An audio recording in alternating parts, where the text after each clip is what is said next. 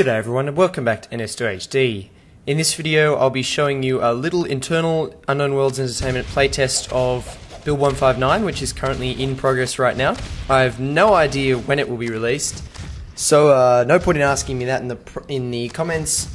This game is it's a little one. It's a 3v3, 4v4, and basically all that's happening here is a couple of playtesters trying to find big bugs in 159 before it's released. And of course, to open it off, I'm giving you a little bit of humour, which is my attempts to kill people as a fade.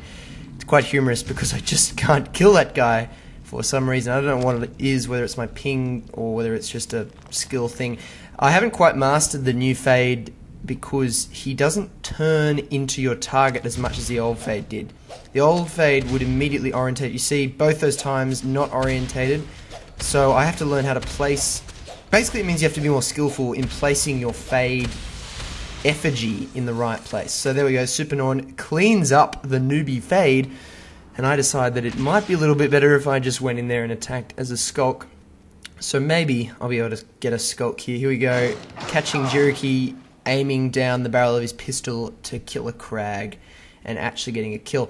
Now this internal build is a little bit buggy, so you might see a few bugs, but I thought it'd be fun to show you so you can see some of the work that goes into these builds when they're in progress.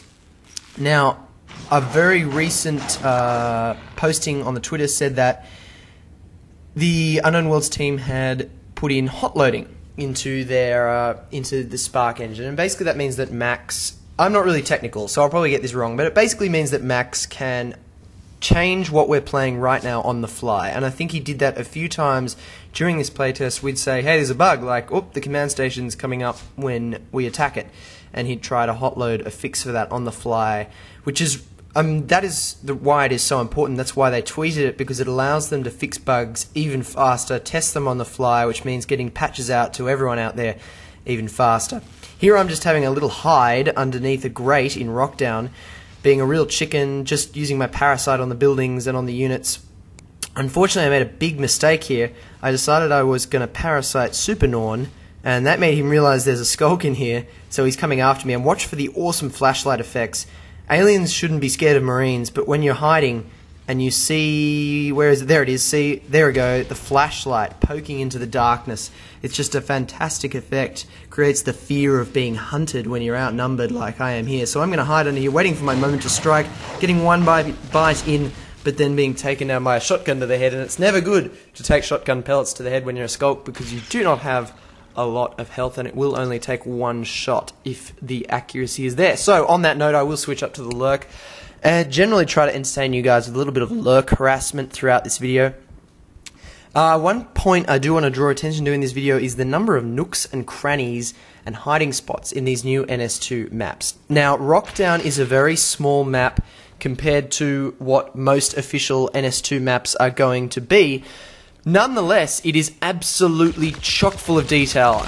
In where I am right now, in West Wing, there are a huge number of hidey holes alone. You can hide in the roof, under the floor, as I was before.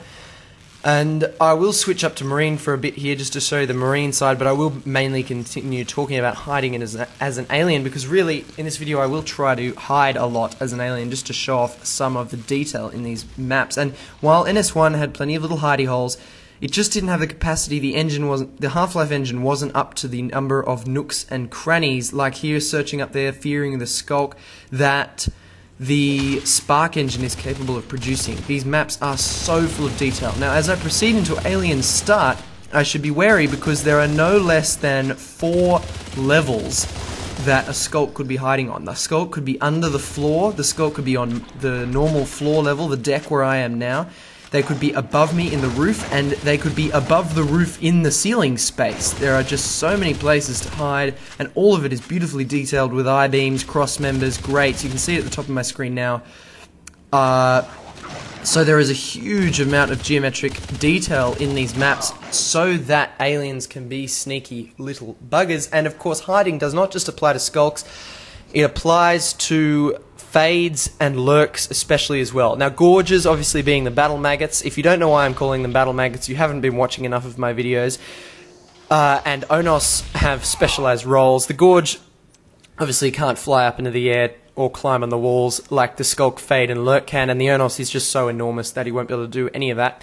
Just switching up into the Marine Command Station here to research weapons level 1 and upgrade one of the extractors. Because it was such a small game, we didn't have a dedicated commander. We just jumped in and out to quickly get upgrades when necessary. Don't have a level 2 tech here, so I'm going to just switch to this shotgun, which I love. I love so much. I love the shotgun almost as much as I love the rifle butt. Not quite as much, but you guys know how much I love the rifle butt. Also note before that the rifle sound has changed a little bit. The random rifle sounds you get when you spawn with a rifle have changed a little bit, and the damage done to whips, I should have mentioned that earlier when I was attacking the whips, has been significantly increased for the rifle, so it's a little bit easier to take out whips when you're using a rifle now, and you do not have to switch to your pistol as much, which is great. A note for whips: if you're flying around in the game, you're running around in the game as Marine team, and you encounter whips, a lot of people say, oh, I can't take the whips down, they're too tough. If you're in a team of 3 Marines, you can take down a whip extremely fast with the pistol. Now, you might have seen Charlie's comment early in the day saying, wow, on Twitter saying, wow, we've got this bug where everything's exploding, and you can see that right here. I was shooting those eggs and shooting the crag and shooting the skulks, and they were exploding, and watch for this, when Sergeant Barlow kills me right there, I exploded. That's the bug he was referring to. It was a lot of fun. It will not make it into the actual Build 159 build unless Unknown Worlds wants to be a little humorous with you guys. Here's the venting I was talking about, just so many levels of ceiling space up there. So the exploding bug, a lot of fun. That's one of the reasons I wanted to put this playtest up for you guys, because it was just so cool to watch drifters explode when you shot them with your shotgun. Of course, again, that will not make it into the actual finished product. It's just one of those little bugs that occasionally appears. Oh, getting the luck in and killing Supernorn. He was having good fun killing me all the time because he's a pro playtester, so he should be killing me. Gonna hide over here. Notice another example of a nook and cranny just over here in the rock space between the cables and the grating. Great place to jump out from, and of course use the vents, jump out from them and go and attack the enemy Marines like I'm doing here. Good fun to do that. I don't think I'm going to be able to kill, again, Supernon being my nemesis and just taking me out with a pistol with ease. It's tough being a cameraman and trying to play well. You know, I'm not a great NS2 player, and I have to face off against these professional playtesters that just have awesome aim. Thanks for all the aiming tips, by the way. I'm taking advantage of that. Trying to be a sneaky skulk here. I'm going to have a little fun. Notice that the skulk is so maneuverable, you can actually get on top of the command station. I'm going to run up the wall here, run along the ceiling, and drop down. And I'm going to say knock knock. Now, I'm not sure who's inside this command station. I think it's Jiriki. Saying knock knock, wanting him to open up and let me inside to join the party inside the command station. You are safe inside a command station, but when you've got 2 skulks biting it down, you are going to need help, or you're going to need to get out. And being on the top of the command station, I was able to instantly take the Marine's head off as soon as he came out. Being a lurk, hiding in the roof space is a great option. Aliens do not hide enough. I've noticed that in the public beta servers. People try to go full frontal as a fade like I was before when I was failing to kill anything as fade earlier in this video. And lurks don't spend enough time hiding in the roof space as well. Use the detail in the map. Pop out at Marines when you least expect it. Marines have the technology, they have the firepower. They will kill aliens in full frontal battles. But the alien and Marine teams in Natural Section 2 are asymmetrical for that very reason. The idea is, as an alien, you should use sneaky tactics and asymmetrical warfare, guerrilla warfare, if you will, to take down the Marine team, which should move in packs as a team, carefully clearing rooms with their flashlights, etc., etc. Here's an example of an event that's not quite finished in Rockdown, but showing it to you because you've probably seen it if you've been playing the beta, but also such a great example of how much detailing there is still yet to go, and how much more detailed these maps will become when that vent is actually detailed, because at the moment it's just a bunch of polygons. Getting a snipe in on this Mac, I like the explosion effect on the Mac, maybe that could stay.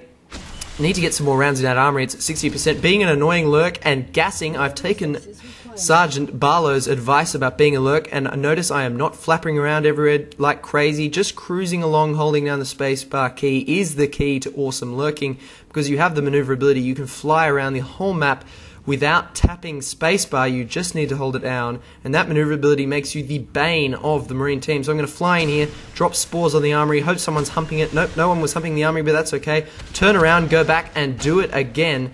So note the incredible maneuverability there. Now I'm going to try and help out my teammate here who was a skulk trying to get in there, but Supernorn takes him out, and I'm going to get the snipe in though to take out Juriki, who was on the armory.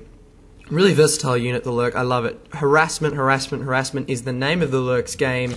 Not the firepower to take down a building, that's what skulks are for, but the firepower to just fly through marine spawn and gas them. It is a lot of fun, and it really keeps the game moving. Camping will not be rewarded in Natural Selection 2, that is for sure, unless you're a skulk, where you should be camping in the roof spaces and biting unsuspecting marines, because it's so much fun to do that. So as I said before, I'm not sure when 159 will be released, because there were a couple of bugs in this game. Note there's no one in that command station, but it's closed up, so that's a little bug. We had a little bit of a sound bug. But one of the great improvements is you'll notice there were a hell of a lot of hydras in there. I'm jumping in the command station now to show you that. There are a lot of hydras in there. There's 1, 2, 3, 4, 5. There's a couple of other ones around the map. There's a whip in there, command station in there, and it is not lagging.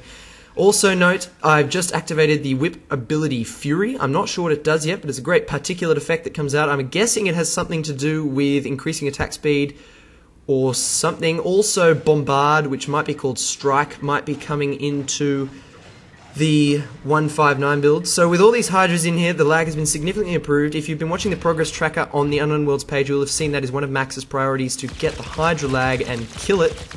But the game is just getting smoother and smoother every build. I say it every build, but smooth, smooth, smooth. It is getting smoother every time. I can't wait till, say, build 170. It's just going to be so awesome to have that frame rate just constantly improving. Note, my frame rate is better than it is here. Because I'm frapsing, it cuts my frame rate by about 10.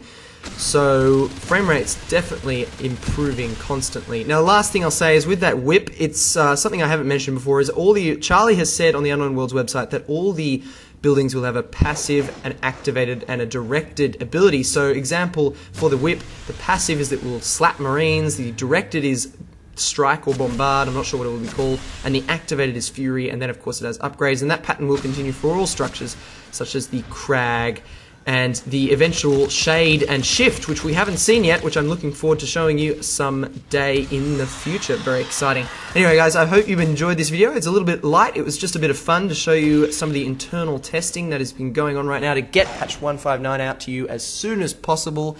It's been a little bit of fun to cast it. I've enjoyed casting it, so thanks for watching it, and don't forget to subscribe.